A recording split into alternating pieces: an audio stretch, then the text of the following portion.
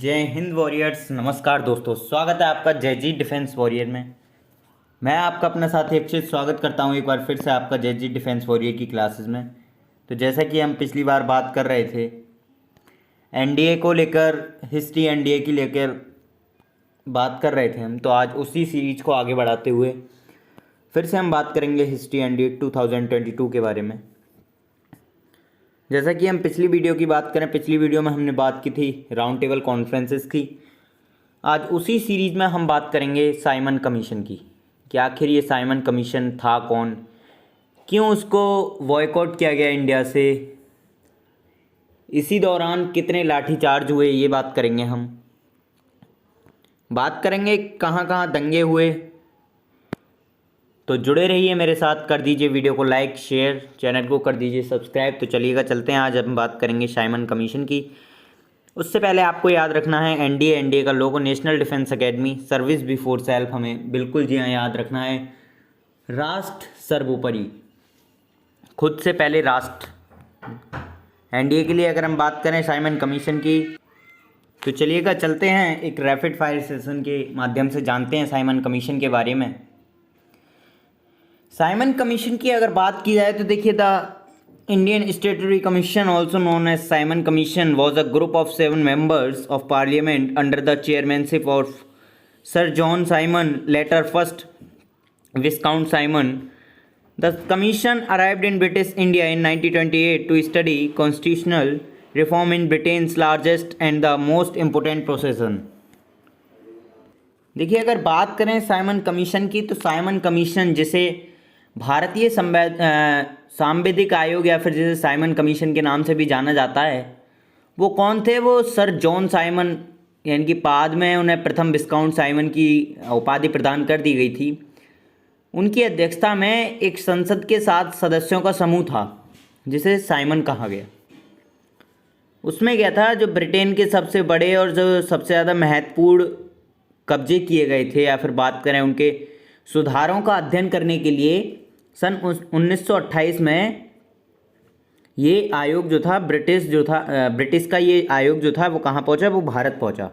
किन का अध्ययन करने के लिए? जो संवैधानिक सुधार थे या फिर बात करें जो सबसे महत्वपूर्ण और सबसे बड़े मुद्दे जो थे उस समय, उनके लिए सुधार करने के लिए ये जो एक आयोग था जिसे साइमन कमीशन के नाम से जाना जाता है, 1928 में भारत पहुँचा। One of its members was the future leader of the Labour Party, Clement Attlee, who became committed to self-government for India. It came to be known as the Simon Commission after its chairman, Sir John Simon. अब क्या हुआ कि देखिए, जो इनके सदस्य थे, कितने सदस्य थे? 7 सदस्य जो थे, उसमें से एक जो थे क्लीमेंट एटली, वो एक लेबर पार्टी थी, उसके एक नेता थे। और जो भारत में था, केवल स्वशासन बनाने के लिए अपने प्रतिबंधित कर दिए गए थे कि भाई भारत में स्वशासन होगा। इसके अध्यक्ष जो थे, बात करें तो सर जॉन साइमन के बाद इसे साइमन कमीशन के नाम से जाने लगा। मतलब कि जो 7 लोगों की कमेटी थी उसके अध्यक्ष कौन थे? Sir John Simon. ठीक है, साइमन कमीशन। तो उसके बाद इसके लिए, इसे जो आयोग था उसके लिए किसके नाम से जाने लगा? साइमन कमीशन के नाम से जाने लगा। बात करें साइमन कमीशन का बैकग्राउंड क्या था, पृष्ठभूमि की अगर हम बात करें या फिर बैकग्राउंड की, तो देखिए, it was Government of India Act 1990 that announced that in 10 years from 1919 a Royal Commission will be set up to report on the working of the act. Read the points below the understand the background of the Simon Commission. कहने का मतलब है कि भारत सरकार का अधिनियम था 1919 में, जिसमें घोषणा की गई थी कि जो सरकार है वो 1919 से आगे आने वाले 10 वर्षों में एक ऐसा अधिनियम तैयार करेगी या फिर एक ऐसे कामकाज पर रिपोर्ट करने के लिए एक शाही आयोग का गठन करेगी जो उन लोगों के लिए काफ़ी ज़्यादा बेहतर होगा संवैधानिक सुधारों के लिए। बात करें अगर साइमन कमीशन के बारे में जानना है तो देखिए, आगे अगर हम बात करते हैं, The Archive was introduced in India by the Government of India Act 1919. The Act also promised that a commission would be appointed after 10 years to review the working and progress made on the measures taken through the Act. इसमें क्या हुआ कि जो भारत सरकार का जो अधिनियम था 1919 वाला, उसने क्या किया, भारत में द्वैध शासन की शुरुआत की गई थी, मतलब दो शासन स्टार्ट कर दिए गए थे। और उस अधिनियम ने एक वादा और किया था कि जो अधिनियम के माध्यम से किए गए कार्य हैं या फिर बात करें जो उपाय किए गए हैं प्रगति के लिए, तो उसी प्रगति को बरकरार करने के लिए, उसी प्रगति की समीक्षा को बनाए रखने के लिए 10 वर्षों के बाद एक आयोग को नियुक्त किया जाएगा। And also here the Indian peoples and leaders wanted a reform of the dyarchy from of government. और उसी में क्या था, जो भारतीय जनता थी या फिर बात करें जो नेता सरकार थे, वो इस जो द्वैध शासन था उसमें क्या चाहते थे, सुधार करवाना चाहते थे गवर्नमेंट की तरफ से। And the Conservative Party led government in the UK feared a defeat at the hands of the Labour Party in the elections due, and so hastened the appointment of a commission in 1928, even though it was due only in 1929 as per the Act of 1919। अब क्या हुआ कि बात करें Britain में, तो देखिए Britain में जो कंजर्वेटिव पार्टी के नेतृत्व में जो सरकार थी, ठीक है, उसको क्या था कि जो चुनाव था उसको लेकर डर था कि कहीं जो चुनाव है वो लेबर पार्टी के हाथों में ना चला जाए या फिर वो लेबर पार्टी से ना हार जाए। और उसी लिए 1928 में जो आयोग था, जबकि देखिए 1919 से बात की गई थी तो 10 सालों में बनेगा, लेकिन 1928 में ही इस आयोग को बनाने के लिए जल्दबाजी शुरू कर दी गई। ठीक है, और भले ही देखिए मैंने जैसा अभी बताया कि 1919 के अधिनियम के अनुसार ये कब तैयार होने वाला था, 1929 में, क्योंकि 10 साल लिए गए थे, लेकिन ये कब शुरू कर दिया गया, 1928 में ही शुरू कर दिया गया था। फिर मतलब कि इस पर जल्दबाजी करना शुरू कर दी गई थी। The commission was composed entirely of British members with not a single Indian member being included in it. This was seen as an insult to Indians who were right in saying that their destiny could not be determined by a handful of British people। और उसमें क्या हुआ था कि जो आयोग था वो पूरी तरह से जो सातों लोग थे वो कौन थे, वो ब्रिटिश थे, ब्रिटिश सदस्यों से बना हुआ था पूरा आयोग, जो साइमन कमीशन के नाम से जाना जाता है। उसमें एक भी भारतीय सदस्य शामिल नहीं था। और उसी बात को लेके जो भारत के लोग थे उन्होंने उसके रूप में अपना अपमान देखा गया कि भाई ये तो हमारा अपमान है कि इसमें हमारे भारत का एक भी लोग शामिल नहीं है।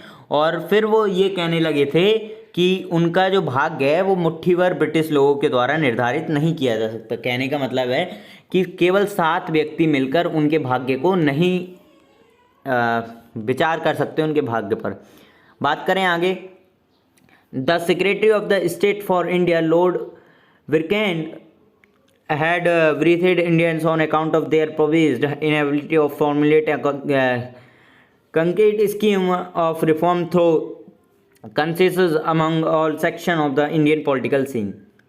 क्या हुआ था कि जो भारत के उस समय के जो राज्य सचिव थे, या बात करें लॉर्ड विरकेन हेड की, उन्होंने क्या किया था, भारत के जितने भी राजनीतिक वर्ग थे तो उनके बीच में एक सहमति जुटाने के लिए, या फिर बात करें एक सहमति के सुधारों के लिए एक ठोस योजना तैयार करने के लिए भारतीयों को फटकार लगा दी थी। किसने? लॉर्ड विरकेन हेड ने। And Lord Birkenhead was responsible for setting up the commission. और जो लॉर्ड विरकेन हेड जो थे वही आयोग की स्थापना करने के लिए जिम्मेदार हो गए थे उस टाइम पे। Also, the Clement Attlee was a member of commission. He would later become Britain's prime minister during Indian independence and partition in 1947। और जो क्लीमेंट एटली जो कि उस समय साइमन कमीशन के आयोग के एक सदस्य थे, वह बाद में जब 1947 में भारत का स्वतंत्रता हुआ और फिर विभाजन भी हुआ था भारत और पाकिस्तान का, उसके दौरान वे क्या थे, वो उसी दौरान 1947 में ब्रिटेन के प्रधानमंत्री बन गए थे। कौन? क्लीमेंट एटली, जो कि पहले साइमन कमीशन के एक सदस्य थे। जी हाँ, बिल्कुल हम जान रहे हैं साइमन कमीशन के बारे में। वीडियो आपको अच्छा लग रहा हो तो कीजिए लाइक, शेयर, सब्सक्राइब करिए चैनल को, जुड़े रहिए मेरे साथ एनडीए की हिस्ट्री को जानने के लिए। हम बात कर रहे हैं साइमन कमीशन की। देखिए क्वेश्चन ये आता है कि भाई वाज साइमन कमीशन बॉयकॉटेड, क्या आखिर ऐसे क्या रीज़न रहे कि साइमन कमीशन का बहिष्कार किया गया भारतीयों के द्वारा? क्या आखिर इसके कारण थे, क्या तात्कालीन कारण थे? देखिए बात करेंगे इंडियन रिस्पॉन्सेस की। देखिए भारतीयों के जो प्रतिक्रिया रही थी वो क्या थी, ठीक है, उस बारे में बात करेंगे। देखिए Indian were outraged at their exclusion for this commission. जो भारतीय थे वो उस आयोग से क्या थे, वो उस आयोग का बहिष्कार करने का निर्णय ले लिए थे या फिर उस आयोग से वो खुश नहीं थे। The Congress party decided to boycott the commission in their session at Madras in 1927। और देखिए कांग्रेस पार्टी ने 1927 में जो मद्रास में अधिवेशन हुआ था उनका, कांग्रेस पार्टी का, उसमें ये घोषणा कर दी, उसमें ये निर्णय ले लिया कि अब इस साइमन कमीशन का बहिष्कार किया जाएगा। Also the Muslim league led by M.A. Jinnah also boycotted it. A certain section of members led by Mohammad Shafi supported the government। अब इसमें क्या हुआ था, जो मुस्लिम लीग जो थी, जो कि मोहम्मद अली जिन्ना के द्वारा जिसका नेतृत्व किया जा रहा था, उसने भी इसका बहिष्कार कर दिया। लेकिन कुछ लोग थे जो कि मोहम्मद शफी के नेतृत्व में थे, उन्होंने इस सरकार का समर्थन किया था। ठीक है, आगे अगर हम बात करें तो हमें देखने के लिए मिलता है कि the Justice Party in the south decided to side with the government on this issue. और जो दक्षिण में जो जस्टिस पार्टी थी उसने क्या किया कि इस मुद्दे पर सरकार का साथ देने के लिए फैसला कर लिया था। When the commission landed in the February 1928 there was mass protest, hartals and black flag demonstration all over the country. और जब फरवरी 1928 में ये आयोग आया, भारत में साइमन कमीशन आया, तो पूरे देश में एक बहुत बड़ी जनसंख्या में बहुत बड़े पैमाने पर विरोध हुए, बहुत बड़े पैमाने पर हड़तालें हुई, काले झंडे दिखाए गए और फिर नारा भी लगाया गया, go back commission. People were chanting the slogan Simon go back. और लोगों ने जो काफ़ी ज़्यादा मात्रा में थे, जो कि काला झंडा दिखा रहे थे, आखिर विरोध कर रहे थे, उन्होंने एक नारा लगाया था। वो नारा क्या था, साइमन गो बैक, साइमन वापस जाओ। क्योंकि इसका एक रीज़न और रहता है, क्योंकि साइमन जो कमीशन था पूरा, उसमें एक भी इंडियन नहीं था। ठीक है, सातों के सातों ब्रिटिश थे। तो इंडियन लोगों का कहना था कि केवल 7 लोग हमारी डेस्टिनी डिसाइड नहीं कर सकते। तो ये एक बड़ा इशू रहता है, एक बड़ा रीज़न रहता है इसके लिए। आगे बात करें, the police resorted to lathi charges to suppress the movement, even senior leaders like Pandit Nehru were not spread. और देखिए उसी टाइम पर क्या हुआ कि आंदोलन को दबाने के लिए पुलिस ने लाठीचार्ज करना शुरू कर दिया। और उसी लाठीचार्ज में यहाँ तक कि जो पंडित नेहरू जी जो थे, जैसे एक वरिष्ठ नेता के रूप में जाने जाते थे, उनको भी नहीं बख्शा गया था इस लाठीचार्ज में। बात करें लाहौर की, तो in Lahore Lala Lajpat Rai who was the leading the demonstration against the Simon commission was brutally lathicharge. He died later that year due to injuries sustain then. और देखिए लाहौर में बात करें लाहौर की, तो साइमन कमीशन का विरोध कर रहे थे वहाँ पर लाला लाजपत राय। ठीक है, वो उनके खिलाफ प्रदर्शन का नेतृत्व कर रहे थे लाला लाजपत राय लाहौर में। तो उन पर बेरहमी से लाठीचार्ज कर दिया गया। और उस वर्ष के बाद जो उनकी चोटें लगीं, जो उनकी इंजरीज हुई थी, उनके कारण उनकी मृत्यु हो गई थी। किनकी? लाला लाजपत राय की। और ठीक उसी मृत्यु के बाद जो गांधी जी थे या फिर बात करें अन्य नेताओं की, वो आक्रोश में आ गए। आगे बात करते हैं, doctor Bhimrao Ambedkar has submitted a report on behalf of the बहिष्कृत हिरकानी सभा on the education of the depressed classes in the Bombay presidency. देखिए डॉक्टर भीमराव अंबेडकर की बात करें तो उन्होंने बॉम्बे प्रेसिडेंसी में दलित वर्गों की शिक्षा के लिए बहिष्कृत हितकर्णी सभा की एक बहिष्कृत हितकर्णी एक सभा थी, उसकी तरफ से एक रिपोर्ट प्रस्तुत की। वो किसके लिए? जो दलित वर्ग हैं उनकी शिक्षा के लिए। ठीक है, आगे बात करते हैं impact of the Simon commission, कि आखिर साइमन कमीशन जो भारत में आया था उसका क्या प्रभाव पड़ा भारत के उन विद्रोहों पर। बात करें तो भारत में जो विद्रोह चल रहे थे, बात करें आईएनसी पर क्या प्रभाव पड़ा, या फिर बात करें लोगों पर उसका क्या प्रभाव पड़ा। देखिए the commission's report was published in 1930। Before the publication the government assured that henceforth Indian opinion would be considered and that the natural outcome of constitutional reforms would be dominion status for India। इसमें क्या हुआ, देखिए जो commission की या फिर बात करें जो आयोग की जो रिपोर्ट थी वो 1930 में प्रकाशित की गई थी। ठीक है, लेकिन प्रकाशन करने से पहले सरकार ने लोगों के लिए आश्वासन दे दिया, नेताओं के लिए आश्वासन दे दिया कि अब से जो है भारतीय राय पर विचार किया जाएगा और जो संवैधानिक सुधार हैं, ठीक है, और उनके लिए जो स्वाभाविक परिणाम है भारत के लिए उसके लिए प्रभुत्व का दर्जा दिया जाएगा।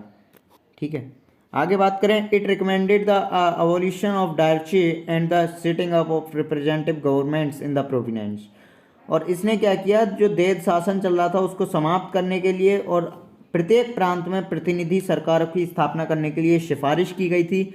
It also recommended the relation to of separate communal election until the communal tension had died down. और क्या हुआ कि इसने जो था काफ़ी ज़्यादा जब विरोध हुआ था साइमन कमीशन का, तो सांप्रदायिक जो दंगे थे वो बढ़ गए थे, सांप्रदायिक विवाद बढ़ गए थे, तनाव बढ़ गए थे। तो सांप्रदायिक तनाव के समाप्त होने तक अलग अलग जो सांप्रदायिक मतदाता थे उनको बनाए रखने के लिए काफ़ी ज़्यादा सिफारिशें की गई थी। And the Simon Commission led to the Government of India Act 1935 which acted as the basis for many parts of the current Indian constitution. और देखिए, जो साइमन कमीशन है उसने क्या किया था, जो भारत सरकार का अधिनियम था 1935 वाला, उसका नेतृत्व किया। और जो वर्तमान का जो भारतीय संविधान है उसके कई हिस्से हैं जो अभी भी 1935 के जो हमारा अधिनियम था उस पर कार्य करते हैं। अभी भी संविधान के कई हिस्से हैं। The first provincial election were held in 1937 and it saw Congress governments being set up in almost all the province. और जो पहला प्रांतीय चुनाव था वो 1937 में हुआ था और इसने लगभग सभी प्रांतों में कांग्रेस की सरकारें स्थापित कर दी थी, इंडियन नेशनल कांग्रेस की सरकारें स्थापित कर दी थी। And after that the arrival of the commission gave the impetus to the Indian independence movement by galvanising leaders the masses. और आयोग के आगमन में जो था नेता और जनता को प्रेरित करके एक नई गति दे दी, एक नया जोश दे दिया। भारतीय स्वतंत्रता आंदोलन को बढ़ाने के लिए एक नया जोश दे दिया था। किन्होंने दिया था? इस साइमन कमीशन जो आया था उन्होंने लोगों की एकता को बढ़ा दिया था। जो कि लोग विद्रोह कर रहे थे वो एक साथ उसको बढ़ा दिया था। जी हाँ, बिल्कुल, आज हमने जाना साइमन कमीशन के बारे में। जुड़े रहिए मेरे साथ, अगली वीडियो में मिलते हैं हम किसी नए टॉपिक के साथ। जुड़े रहिए जय जी डिफेंस वॉरियर से। मैं आपका अपना साथी अक्षय स्वागत करता रहूँगा आपका बार बार जय जी डिफेंस वॉरियर में। जी हाँ, उम्मीद है आपको क्लास अच्छी लग रही होगी। वीडियो को कीजिएगा लाइक, शेयर, सब्सक्राइब। ये था हमारा साइमन कमीशन के बारे में। साइमन कमीशन की अगर बात करें तो लाला लाजपत राय जो कि लाहौर में नेतृत्व कर रहे थे, उन पर भारी लाठीचार्ज किया गया और उनकी मृत्यु हो गई, जिसकी वजह से लोगों में आक्रोश फैल गया। तो एक यही शुरुआत थी भारत को स्वतंत्र कराने के लिए। अब स्वराज चाहिए भारत का अपना पूरा, भारत के लिए स्वतंत्रता चाहिए। तो यहाँ से शुरुआत हो चुकी थी कहीं ना कहीं। लोगों ने जब काले झंडे दिखाकर साइमन गो बैक के नारे दिए थे, जब विद्रोह किए गए थे बार बार। और विद्रोह, जी हाँ बिल्कुल जाहिर सी बात है विद्रोह किए जाने, क्योंकि 7 लोगों की जो कमेटी थी उसमें से एक भी इंडियन नहीं था। ये तो बेइज्जती है यार इंडिया की। तो उन्होंने बिल्कुल ठीक समझा था अपनी बात को और काफ़ी ज़्यादा विद्रोह के बाद साइमन कमीशन को वापस भेज दिया गया। लेकिन 1935 तक उसका कार्य उसके अनुसार चला था, उसके बाद उसको वापस भेज दिया गया। उम्मीद है आपको क्लास अच्छी लगी होगी। वीडियो को लाइक कीजिए, शेयर कीजिए, सब्सक्राइब कीजिए। जो डाउट हो वो कीजिए कमेंट में। कोशिश करूँगा जल्द से जल्द आपके डाउट को सॉल्व करने के लिए। तब तक के लिए मिलते हैं नेक्स्ट क्लास में। तब तक के लिए खुश रहिए, ख्याल रखिए। जय हिंद, जय भारत दोस्तों।